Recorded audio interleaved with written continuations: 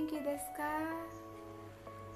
Hai, perkenalkan dulu nama saya Rahmi Azalia Pratiwi dengan NPM 18.100.14.32.10.12. Kali ini saya akan menjelaskan materi tentang pola kalimat kadouka. Tapi sebelum masuk ke materi, jangan lupa like dan share video ini jika bermanfaat.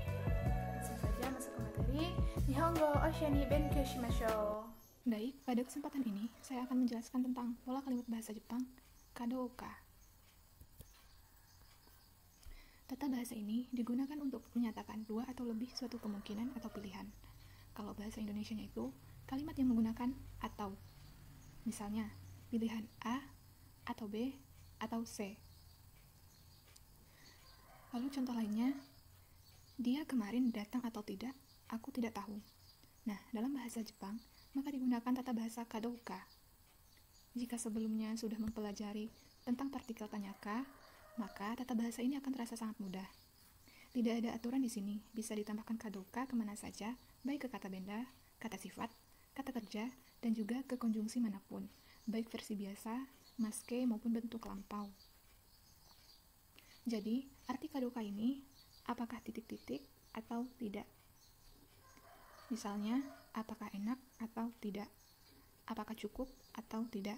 Gitu ya. Pola kalimat ini digunakan saat kita tidak yakin akan sesuatu. Terus, biasanya kalimat ini diikuti dengan kata kerja shirimasen, shiranai, wakarimasen, dan wakaranai. Cara membentuk kalimat kadouka ini gampang banget. Semuanya bentuk biasa ditambah kadouka. Bentuk biasa di sini maksudnya kalimatnya itu bentuk biasa ditambah kadouka. Seperti kata kerja bentuk biasa ditambah kadouka. Oshieru kadouka, bilang atau tidak ya. Lalu ada kata sifat i ditambah kadouka. Yashashi kadouka, baik atau tidak ya. Terus ada kata sifat na ditambah kadouka. Shizuka kadouka, hening atau tidak ya. Dan terakhir kata benda ditambah kadouka. Hiroshin kadouka, orang tuanya atau bukan. Contoh kalimat kadouka. Sebelumnya, dari penjelasan sebelumnya, pola kalimat kadouka ini bisa dengan versi bentuk biasa, bentuk maske, dan bentuk lampau. Bedanya itu terletak pada kata sebelum kadouka. Apakah kata tersebut bentuk kamus atau futsuke, bentuk take, atau bentuk lampau, maupun bentuk maske. Nah, kali ini saya akan memberi contoh pola kalimat bentuk futsuke dan bentuk take. Pertama, bentuk futsuke, yaitu kata kerjanya berbentuk kamus. Nihongo no ryoku shiken wo ukeru kadouka mada kimete imasen. Saya belum menentukan nih, apakah mengikuti ujian kemampuan bahasa Jepang atau tidak. Nihongo no ryoku shiken di sini artinya ujian kemampuan bahasa Jepang, atau lebih dikenal dengan JLPT. Ukeru di sini yaitu mengikuti. Nihongo no ryoku shiken wo ukeru kadouka mada kimete imasen.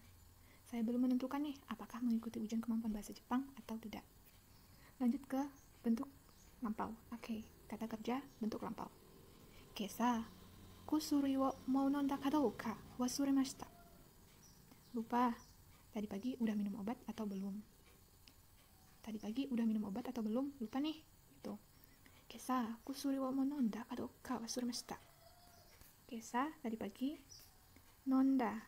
Nonda ini bentuk lampau dari kata nomimas, minum. Kesa kusuri wa mo nonda kadouka wasuremashita. Lupa nih tadi pagi udah minum obat atau belum?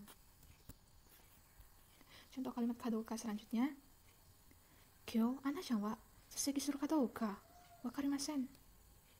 Aku tidak tahu hari ini Ana masuk atau tidak. Suseki suru artinya hadir. Kyou Ana-chan wa suseki suru kadouka wakarimasen. Setelah kadouka, wakarimasen. Wakarimasen ini bisa diganti dengan shirimasen atau shiranai, nggak tahu. Kyou Ana-chan wa suseki suru kadouka shirimasen.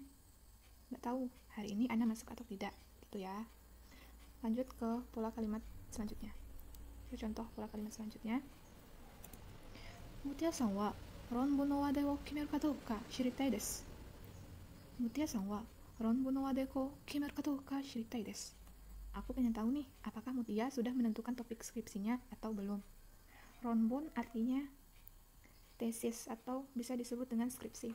Wadai artinya topik atau subjek. Ronbun no wadai, topik skripsi. Kimeru artinya menentukan.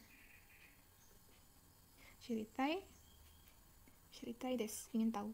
Mutia-san wa ronbun no wadai wo kimeru ka douka shiritai desu. Aku pengen tahu nih, apakah Mutia sudah menentukan topik skripsinya atau belum. Doa no mae ni okasan ka douka kakunin shite. Itu yang di depan pintu, pastiin dong ibu atau bukan. Jadi situasinya itu ada orang di depan pintu tapi nggak yakin kalau misalnya itu adalah ibunya atau bukan. Jadi timbullah kalimat seperti ini. Doa no mae ni okasan ka douka kakunin shite. Itu yang di depan pintu, pastiin dong ibu atau bukan. Lanjut ke contoh kalimat selanjutnya. Kono hito wa gaikokujin ka douka shiritai ne. Nihongo ga kanpeki dakara.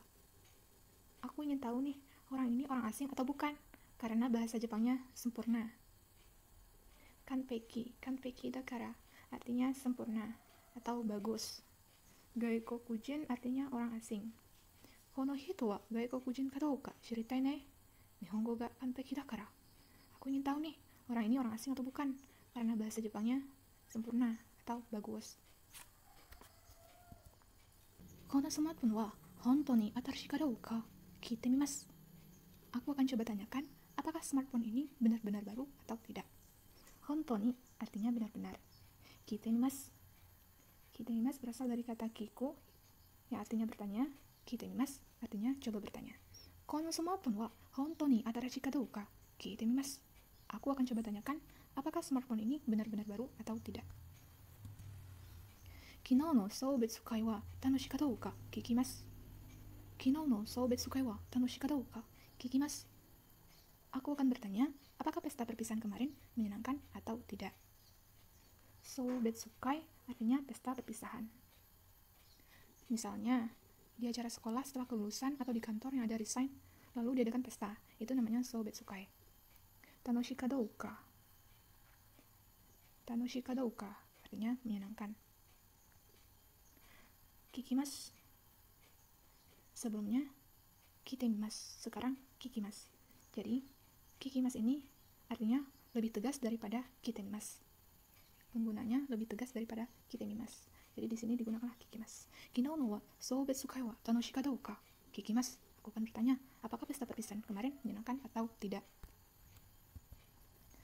Katta zaryou wa jubun ka douka shiranai.